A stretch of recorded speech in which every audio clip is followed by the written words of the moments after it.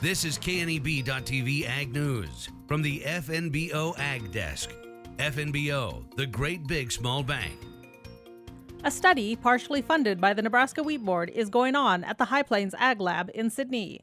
Cody Creech, Nebraska Extension dryland cropping specialist, says they are looking specifically at the seeding rate and row spacing interaction with yield, water use, and quality of the wheat. He explains more on the row spacing. The row spacings we have out here are 7.5, 10, 15, and 20 inches. And normally you would think 20 inches, that's incredibly wide for wheat, and it is. But it's kind of the same idea of, when you think about skip row corn, those extra wide spacings in a dry year might be more high yielding than some of those narrower row spacings where they have a lot more competition between the rows.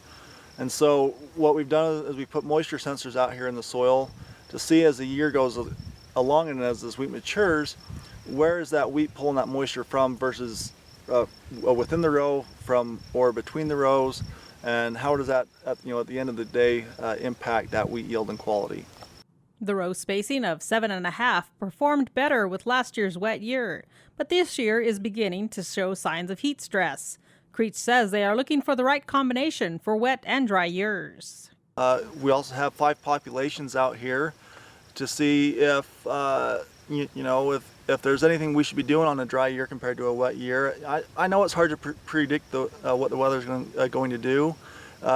Usually we can follow the trends and know, okay, we might be going into a dry spell now.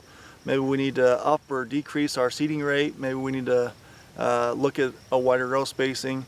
Creech says there are a lot of variations to look at, and they are looking to give a producer a better understanding as they go to plant the wheat or invest in equipment.